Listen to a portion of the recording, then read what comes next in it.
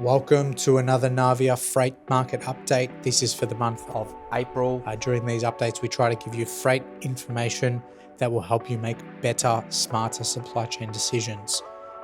We will be talking with our team members from all over the globe about sea and air freight markets. Welcome, Alana. Thank you for joining us here to talk about air freight. Last time we spoke, the war in Iran was just kicking off. Things were escalating there and the airspace was largely closed, which basically just meant redirections, congestion elsewhere. Tell us, what's the situation now? Is it more of the same, or has anything changed since last month? Yeah, so it's more of the same, which is pretty predictable considering there hasn't been much change with the war.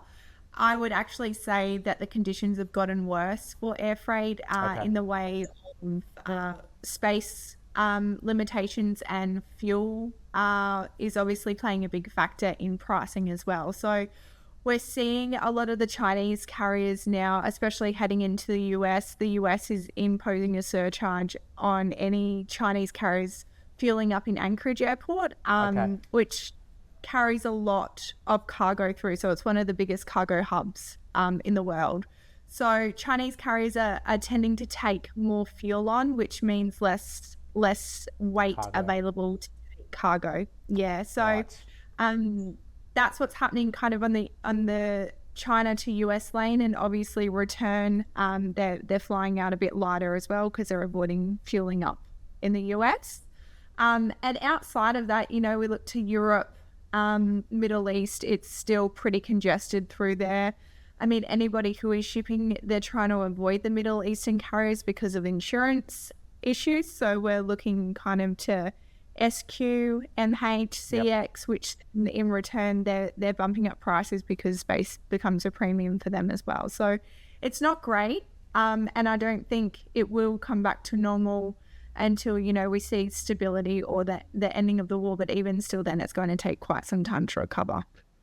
Yeah. I feared that would be the case, but it's good to let people know more of the same.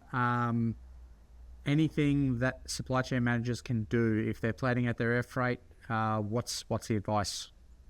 Yeah, I would just say chat to your suppliers. Make sure you're building in enough lead time. I mean, rates are obviously favorable if cargo is not super express. So obviously moving air freight is quite urgent. But if you can build in a buffer, of 5 or 7 days, the rates typically are a bit more favorable.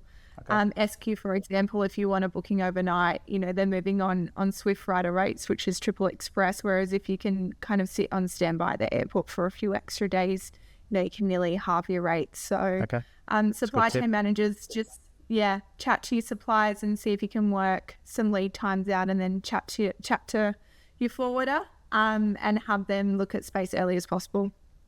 Very sound advice. Thank you very much for that, Alana. Appreciate your insights as always.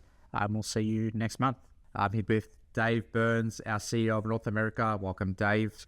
1 month on, what's happening on the ground in the US? What are you seeing? Yeah, I think it's just a bit chaotic at the moment. So, if we look at where we should be wrapping up our NAC named account pricing contracts here in the first couple weeks of April and getting everything finalized to go live May 1st. With the conflict in the Middle East, we have a lot of turmoil in the ocean freight market, specifically with regards to pricing. We had a GRI that went into effect on April 1st. Carriers have announced an additional possible GRI for April 8th, and that also includes the emergency bunker surcharges that they are looking to push. And that varies by carrier as far as the implementation date and the various trade, but really we start to see that going into effect on the 8th of April. So, and then with that, we have another GRI announced for the 15th. So a lot of it predicated on the increasing oil prices. And, that will continue to kind of drive a lot of the elevated rates that we're kind of seeing. And just to be clear, there has been some destruction done to the energy infrastructure within the Middle East. So, even if the conflict comes to an end, we do not expect oil prices to plummet quickly. This can be potentially a 2026 issue, meaning the entire year. Goldman Sachs came out last week and said to expect oil prices to be above $100 a barrel through the remainder of this year. We've also seen a number of U.S. air carriers, some of the big three, come out, and they're already starting to cut capacity because they're expecting fuel to be above $100 a barrel into 2027. So that will certainly continue to impact the pricing side of the ocean freight market. But we talked about last time, demand is still down. Even more so given the fact that, cost of living has just increased with the price of fuel going up, which means that people might be feeling a little bit uncertain and not wanting to make those purchases. Yeah, I mean, the uncertainty that this certainly brings to the table is we know that inflation has been an issue or a big topic of conversation in the United States. When oil jumps up to over $100 a barrel, I think it peaked out at about $118 a barrel. We see our gas prices go up significantly over the past 5 weeks. So that starts to then trickle into the market. Everything begins to increase. We start to see inflation come back in at a higher rate than kind of what we've been seeing over the last 12 to 18 months. And so, the big question is, what will the Fed do in order to, help counteract that? So we're in a kind of a poor situation from an economic perspective. There's more and more economists out there now that are just saying that this will eventually tip the scales for the U.S. economy and push us more into a recession.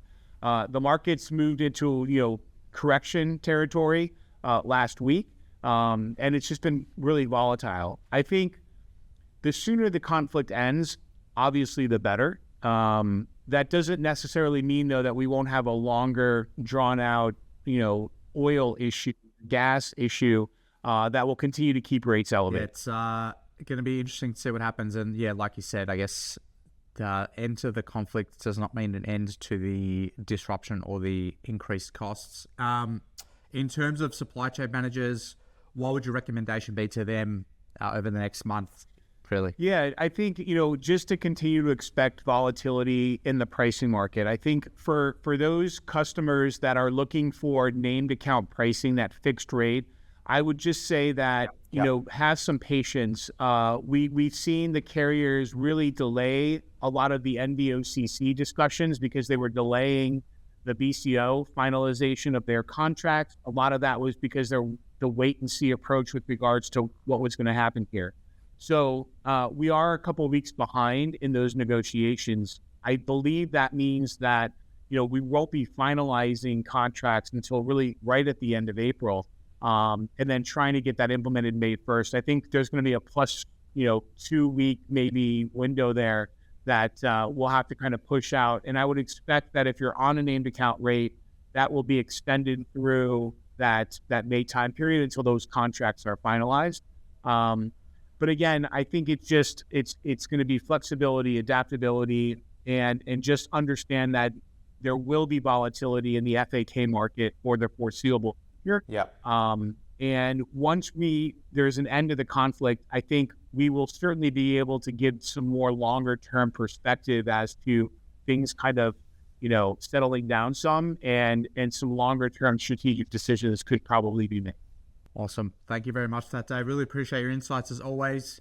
And we will see you next time. Welcome, Giannis. Thank you for joining us again for another freight market update. What are you seeing in terms of disruption, if any, on the sea freight side of things, and just general capacity? As we were expecting, the situation on the Middle East does not have the same impact to sea cargo as to air cargo, mainly because we're looking at regional trades, the intra-Gulf trades, whereas on the air, it's a much more broader issue.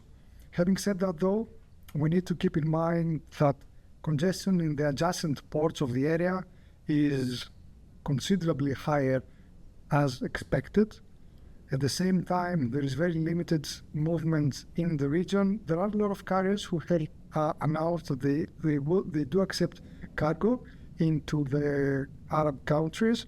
However, obviously there are elevated costs, and as we speak, we should keep in mind that the Strait of Hormuz are practically closed for all vessels, with a small exception based on the flag and the relationships that the ship owners have with the Iranian state. In terms of that congestion you mentioned to the flow on ports, which ports are affected, and do you know roughly how many days delay there might be there? We are mainly talking about India ports, Colombo, and some of the Gulf region ports that are not inside in the Strait of Hormuz. Okay. For example, Wasfahan, Shalala in Yemen, and Jeddah. Gotcha.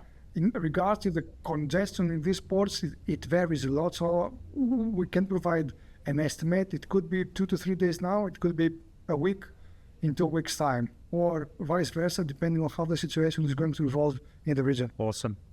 Now, in terms of rates, what are we seeing on the rate side of things? Well, for Oceania, as expected, all carriers have adjusted the rates accordingly, and they have introduced the so-called emergency fuel surcharge or emergency bunker surcharge, or whatever you want to call it. The main differentiator, though, and what we need to keep in mind, is that each carrier has a slightly different approach in regards to how this is passed to the customers on the FAK rates and on the named account rates. Right.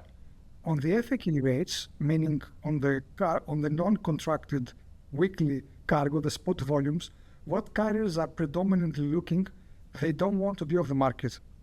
And that is because we are currently in the traditional Oceania slack season. So demand is not unsurprisingly soft. So the carriers are aware that if they increase their FAK rates by a lot, they will not be competitive. Yeah. That explains the fact of why we have seen the FAK rates going up compared to last month, but not considerably, not to the extent that the announced EFS were actually from the carriers. And we also need to keep in mind that the way the BAF is pretty much working, BAF is working retroactively. So especially on the named account front, meaning customers with contracted cargo, which again, if we're talking about Oceania, typically the named account season starts on 1st of April, and there could be instances where the carriers might not have an increased bunker cost currently, but the cost might pass to the customers during Q3 and Q4 exactly because the way the bunker is working. So our named account customers need to be quite aware of the fact that it's not a matter of if the additional surcharges will come, they will come into play. It's just a matter of when those surcharges are going to hit. Awesome. And how far back is the BAF calculated? Is it the preceding quarter, month? It depends on the carrier. Okay. Again, if we go to the named account customers and the way carriers are seeing their named account contracts, we either expect the increase in the bunker to start from Q3, or what some carriers have actually done, they have increased the existing bunker based on the existing rates, but that will hopefully fizzle out once the situation is resolved. Gotcha. And just on that demand piece, you mentioned low demand. Is the demand lower than it usually would be, if that makes sense? Well, if we look at the FAK rates, I wouldn't say so, but we need to consider that, as I mentioned before, we are in the traditional slack season. And obviously, we also need to take into consideration the psychological effects that the existing situation in the Middle East might have on the average consumer. By default, the everyday cost of living goes up, the oil prices are up, petrol is up. So how this is going to evolve, we still don't know. But as we speak, we need to consider that demand is as expected soft. Giannis, on the capacity side of things, what are you seeing on your end into Australia? So speaking of capacity, there was a very interesting article in the Alpha Liner Weekly report early today, which shows that on average, the capacity out of Asia into Oceania has been increased to up to 12% compared to last year. Okay. So I think that paints the picture quite clearly. If we want to go into more details in regards to March and April, we didn't see any major blank sailings after the Chinese New Year. And with the soft demand and the increased capacity, I guess it does make sense the fact that we haven't seen the FAK rates going significantly higher as someone would expect based on the bunker increases on the FAK front. Thank you very much, Giannis. Appreciate your time as always. And we will see you next time.